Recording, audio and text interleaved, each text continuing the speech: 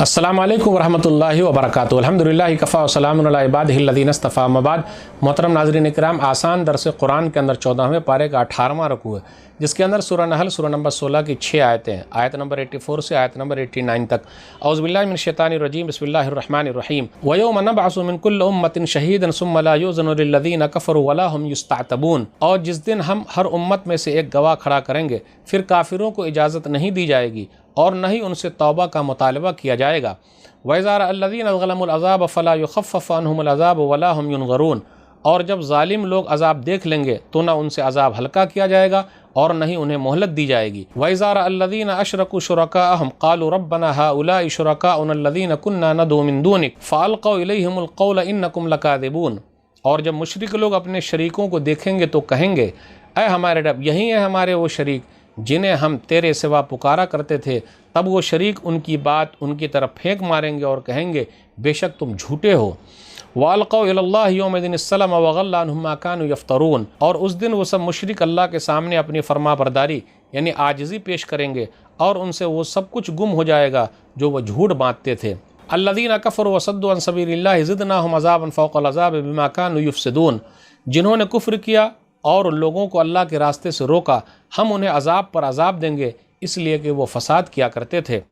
وَيَوْمَ نَبْعَثُ فِي كُلِّ أُمَّةٍ شَهِيدًا عَلَيْهِم مِّنْ أَنفُسِهِمْ وَجِئْنَا بِكَ شَهِيدًا عَلَىٰ هَٰؤُلَاءِ وَنَزَّلْنَا عَلَيْكَ الْكِتَابَ تِبْيَانًا لِكُلِّ شَيْءٍ وَهُدًى وَرَحْمَةً وَبُشْرَىٰ لِلْمُسْلِمِينَ۔ اور جس دن ہم ہر امت میں ان پر خود انہی میں سے ایک گواہ کھڑا کریں گے، اور اے نبی صلی اللہ علیہ وسلم، ہم آپ کو ان لوگوں پر گواہ بنائیں گے، اور ہم نے آپ پر ایسی کتاب نازل کی ہے جو ہر چیز کو کھول کر بیان کرنے والی ہے اور مسلمانوں کے لیے ہدایت، رحمت اور خوشخبری ہے۔ ناظرین اکرام، آسان درس قرآن کے اندر 14ویں پارے کا 18واں رکوع ہے، جس کے اندر سورہ نحل سورہ نمبر 16 کی 6 آیتیں 84 سے 89 تک۔ آیت نمبر 84 پر غور کیجئے۔ 84 پر، ہر امت میں اس امت کا پیغمبر گواہی دے گا، یعنی ہر امت کے بارے میں نبی صلی اللہ علیہ وسلم گواہی دینے والے ہیں، یا پھر اس کا معنی یہ کر سکتے ہیں کہ ہر امت کے اندر اس کے گواہی دینے والے موجود ہیں، ہر امت کے اندر ایسا ہوگا۔ ثم لا يؤذن للذین کفروا ولا هم یستعتبون۔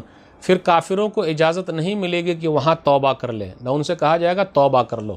توبہ کرنا تو دنیا میں تھا، عمل کرنا دنیا میں تھا، دنیا دار العمل ہے، وہاں جو ہے وہ دار الجزا ہے، بدلے کا ہے، دنیا عمل کرنے کے لیے تھا، تو وہاں ان سے یہ نہیں کہا جائے گا توبہ کر لو، معاف کر دیں گے، ایسا کچھ نہیں ہوگا۔ وَلَا هُمْ يُسْتَعْتَبُونَ، نہ ان کو موقع ہی دیا جائے گا، ایسا کچھ نہیں ہونے والا ہے۔ آیت نمبر 85 پر غور کیجئے۔ فَلَا يُخَفَّفُ عَنْهُمُ الْعَذَابُ وَلَا هُمْ يُنظَرُونَ۔ عذاب بھی ہلکا نہیں کیا جائے گا اور نہ ڈھیل دی جائے گی۔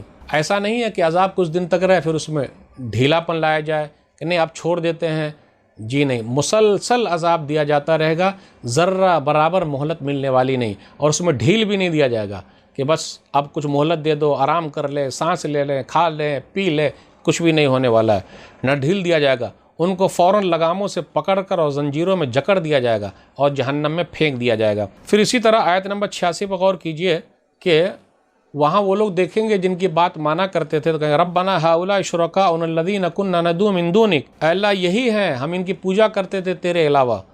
تو وہ لوگ بولا رہے تم لوگ جھوٹے ہو۔ پھر وہ لوگ کہیں گے جن کی پوجا کرتے تھے انکم لکاذبون، تو بھی لوگ جھوٹے ہو، شرک کی نفی کر دیں گے۔ پھر اسی طرح بولے نہیں ہم تو عبادت سے بالکل بے خبر تھے، کیا معلوم کیا کرتے تھے یہ لوگ، بالکل نہیں۔ سورہ یونس سورہ نمبر 10 آیت نمبر 29 میں ایسی ہی آیت ہے، فَكَفَىٰ بِاللَّهِ شَهِيدًا بَيْنَنَا وَبَيْنَكُمْ إِن كُنَّا عَنْ عِبَادَتِكُمْ لَغَافِلِينَ۔ ہمارے اور تمہارے درمیان اللہ بطور گواہ کافی ہے کہ ہم اس بات سے بے خبر تھے کہ تم ہماری عبادت کرتے تھے، ہم کو پتہ ہی نہیں تھا۔ تو یہ شرکا اگر پتھر ہوں گے، درخت ہوں گے، تو اللہ تعالیٰ بولنے کی طاقت دے دے گا۔ پتھر کو اگر لوگ اللہ کے علاوہ مانتے ہیں یا درخت کو مانتے ہیں تو وہاں پتھر بولیں گے، درخت بھی بولیں گے، ہم کو پتہ ہی نہیں تھا، تم لوگ جھوٹے ہو۔ یا پھر اگر کوئی انسان کو مان رہا ہے اللہ کے علاوہ تو وہاں وہ لوگ بھی بات کریں گے، انسان چاہے صلحاء ہو، اتقیاء ہو، اولیاء ہو، وہ لوگ بولیں گے نہیں ہم نے کب کہا تھا ہمیں پکارو، نظر و نیاز تو وہ لوگ خود ہی دیتے تھے۔ اس لیے جو لوگ اللہ کے علاوہ کسی اور کو پکار رہے ہیں وہ گھاٹے میں ہوں گے۔ آیت نمبر 88 پر غور کیجئے۔ جہنم میں کافروں کے عذاب میں تفاوت ہوگا، یعنی کافروں کے عذاب میں مختلف قسم کا عذاب ہوگا، اور جیسے جیسے رہیں گے اسی کے حساب سے عذاب دیا جائے گا۔ جو سخت ہوں گے تو ان کو سخت عذاب، جو تھوڑا کم ہوں گے ان کو کم عذاب۔ تو تفاوت یعنی برتری پائی جائے گی، ڈھیل پائی جائے گی، یا پھر تفاوت پایا جائے گا۔ اس کا مطلب یہ ہے کہ عذاب مختلف طریقے کا ہوگا. جو جتنا بڑا مجرم ہوگا اس کو ویسے عذاب دیا جائے گا، جو جتنا کم ہوگا اس کو ویسے ہی عذاب ملے گا، اس کو سزا ویسے ہی ملے گی. ان الذین کفروا وصدوا عن سبیل زدناہم عذابا فوق العذاب، زدناہم عذابا فوق العذاب، کہ ہم عذاب پر عذاب کو زیادہ کرتے رہیں گے. پھر اخیر میں آیت نمبر 89 میں ہے کہ نبی صلی اللہ علیہ وسلم ہر ایک کے لیے گواہ ہوں گے. وجینا بک شہیدا علی ہؤلاء، پچھلی امتیں جتنی گزر چکی ہے سب کے لیے نبی صلی اللہ علیہ وسلم گواہی دیں گے. آپ غور کریں یہ چیز کہاں سے ملی؟ قرآن سے یہ چیز ملی ہے، جبکہ نبی صلی اللہ علیہ وسلم تو اس وقت موجود نہیں تھے. تو قرآن سے جو چیز ملی اس لیے نبی صلی اللہ علیہ وسلم سب لوگوں کے بارے میں گواہی دے دیں گے. قرآن کریم کی فضیلت ہے کہ ہم نے آپ کے اوپر قرآن اتارا ہے. یہ قرآن کس لیے ہے؟ ہر چیز کے لیے شافی اور کافی ہے. نمبر 1، نمبر 2 ہدایت ہے، نمبر 3 رحمت ہے، اور مسلمانوں کے لیے خوشخبری ہے. تو ہمیں اور آپ کو غور کرنا چاہیے. قرآن کریم جن کو ملا ہوا ہے یہ خوشخبری کی چیز ہے.